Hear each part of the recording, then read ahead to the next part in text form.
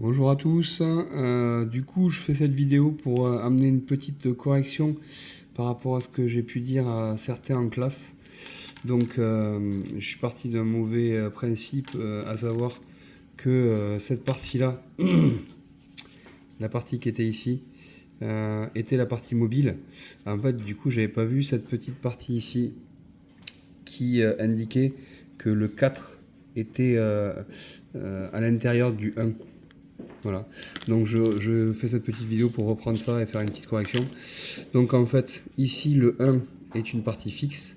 Donc ce que je vois dans cette zone-là, alors je vais plutôt le colorier, on va dire en rouge. Voilà, donc ce que j'ai ici, je vais déborder un peu parce qu'en faisant la vidéo en tenant le téléphone, ça va être le bordel. Voilà, donc ce que je vois là, c'est aussi ce que je vois là. Voilà, et donc on voit que j'ai ces deux petits éléments là qui vont permettre de venir se poser et qui vont montrer un encastrement entre les deux. Donc ça veut dire que 4 qui va être fixé dans la table avec ces éléments là, ici et ici, et la pièce 3 qui est ici est encastrée, ben en fait tout ça c'est un seul bloc, une seule classe d'équivalence. Voilà, donc toute cette partie là serait une classe d'équivalence qui serait en rouge et qui serait la partie fixe. Et en fait c'est le mort mobile, c'est la partie 8 qui va être ici, et donc toute cette partie là. À l'intérieur, il est vide, et donc c'est lui qui va translater comme ça, avec le pas de vis qui va être sur la partie 2, hein, donc la vis qui sera là. Donc ça, ce serait une autre couleur. Alors si je reprends un peu le code couleur qu'il y a sur la vidéo, que je vous ai mis en correction, ici ce serait la partie jaune, là aussi, ces petits éléments aussi, tout selon là, hop, ce sera en jaune. Et en fait, là, je vois juste une partie qui est ouverte, mais là-bas, j'ai un fond aussi, qui serait aussi en jaune. Donc là, puis là. Comme j'ai dit, c'est pas facile de tenir les téléphones et de faire la vidéo en même temps. Donc ça. Et par contre, effectivement, là, j'ai quand même la vis qui, elle, va faire le mouvement de rotation. Hein. Donc elle va pouvoir tourner comme ça. Voilà. À l'intérieur. Donc là, j'ai un pas de vis qui est ici. C'est les deux traits que vous avez là, là. Là et là. Ces traits-là intérieurs, en fait, indiquent que j'ai un filet. Donc un filet, c'est l'élément de la vis qui va permettre de, en tournant, faire avancer cette partie-là. Et donc va accompagner le mort 8 par ici. Voilà.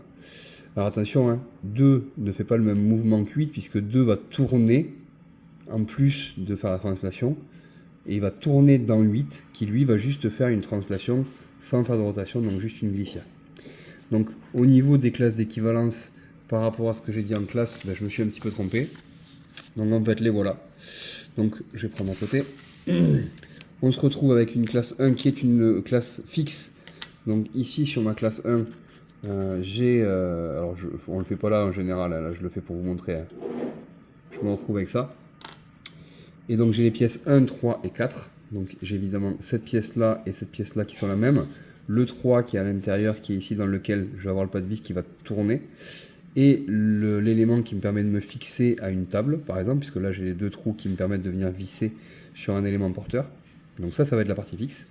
Ensuite, j'ai une classe 2 qui prend les pièces 6 et 8. Alors j'aurais pu mettre classe 2, 2 et 5, hein, mais, et 6 aussi d'ailleurs. Non, pardon, 2 et 5. Mais bon, j'ai mis 8, j'ai mis le mort mobile. Hein. Donc on a cette partie-là, plus cette partie-là ici, qui me permet de venir accompagner ça et que ça ne puisse pas bouger dans ce sens-là. Hein. Ça me permet de venir serrer la pièce 5 et faire l'étanchéité. Donc je peux tourner dedans, mais elle ne bouge pas avec 5 à la pièce 6. Ensuite, j'ai une classe 3 où il y aura les pièces 2 et 5. Donc 2 étant la partie vis et la 5 c'est cette partie-là plus cet élément-là. Hein. Voilà, donc ça, faut bien prendre ça en compte aussi. Alors là, ça a été coupé du coup, mais c'est lié. Hein. Ça et ça, c'est la même chose.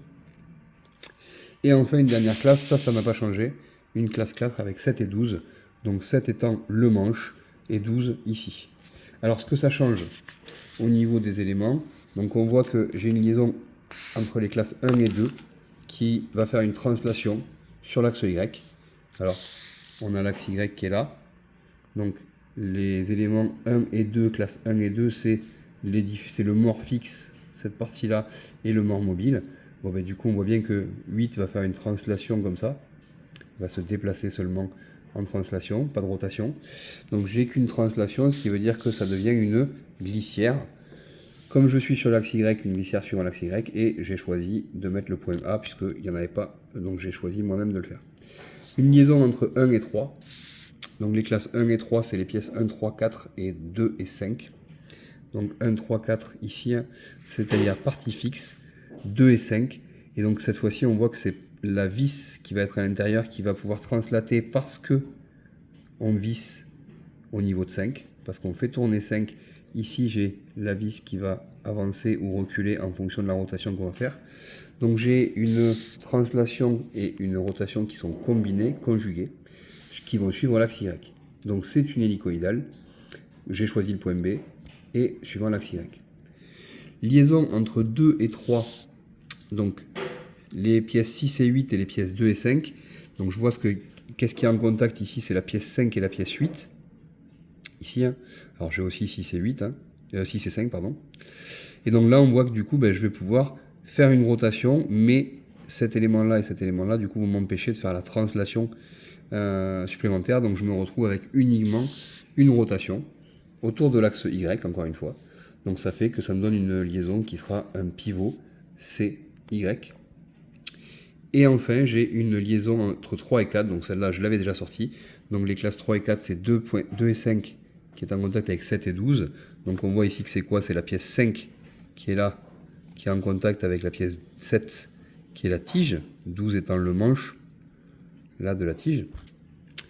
Et donc ici, c'est un cylindre dans un cylindre. Donc je peux autant translater comme ça que faire une rotation comme ça. Donc cette fois-ci, j'ai translation et rotation, mais dissociées. Par contre, on se retrouve sur l'axe Z. On me voyait bien, hein, l'axe Z était... Je le retrouvais là. Donc ça donne un pivot glissant DZ. Donc encore une fois, je rappelle, maintenant j'ai 4 classes d'équivalence, j'ai ma liste des liaisons, et je vais pouvoir aller faire le graphe de liaison. Le graphe de liaison, je dessine mes 4 classes. Donc là en rouge, la 1, pardon, là je l'ai fait en noir, parce que je n'avais pas fait en jaune, mais sur la vidéo c'est en jaune. La 2, la 3 qui était en vert, la 4 qui était en bleu. Je suis désolé, je le fais de soir, donc c'est un peu sombre. Et enfin, je reprends, hein, liaison 1-2 glissière, liaison 1-3 hélicoïdale, liaison 2-3 pivot CY, liaison 4-3-4 pivot glissant DY. Je n'oublie pas de rajouter la partie qui montre que ma partie fixe est la classe d'équivalence numéro 1. Au niveau du schéma cinématique, donc je précise ici qu'on ne parle pas d'appui-plan sur les parties des morts parce qu'ils ne sont pas en contact. Donc il n'y a pas de contact ici entre les deux pièces là. Et même s'il y avait eu un contact, normalement on vient bloquer une autre pièce qui serait une nouvelle pièce qui n'est pas dans le schéma. Donc il n'y a pas de liaison à cet endroit-là. Je ne le prends pas en compte. Du coup, je vais redessiner quelque chose comme ça. Je vais avoir l'hélicoïdale qui va être une partie fixe, qui va faire partie de la partie fixe, qui sera la classe d'équivalence numéro 1. Hein. Donc à l'intérieur, c'est la classe d'équivalence numéro 3, donc c'est la vis qui va pouvoir translater. Okay. Au-dessus, je retrouve la glissière. Et à l'intérieur, j'ai la classe d'équivalence numéro 2, donc le mort mobile qui va pouvoir glisser et translater dedans. Ici, j'ai dit translater, mais c'est translater avec la rotation. Hein. Ici, je retrouve la rotation de la partie 3 qui me permet de venir tourner et de avancer ou reculer et donc d'écarter ou d'approcher ce mort-là de la partie fixe. Et enfin, là, j'ai le pivot glissant qui représente le manche. Donc si on regarde les deux côte à côte, hein, j'ai cet élément-là, je te le mets de ce côté, et cet élément-là, on retrouve un schéma qui quand même ressemble à ça. Donc ici, pivot glissant, c'est ce que j'ai là. Puis pas facile. Hop. Le mort qui va être en haut, je le retrouve là-haut. À l'intérieur, là, j'avais deux pièces entre 3 et 2. Donc, entre la pièce 3 qui fait partie de la classe cinématique 1 et la 2 qui est la classe cinématique 3, c'est ce que j'ai au niveau de l'hélicoïdal ici. Et enfin, le mort mobile qui est 8. Et donc, que je retrouve dans la classe d'équivalence numéro 2 qui va pouvoir glisser. Voilà. Alors, je l'ai présenté comme ça. J'aurais aussi pu le représenter comme je vous l'ai présenté en classe pour certains.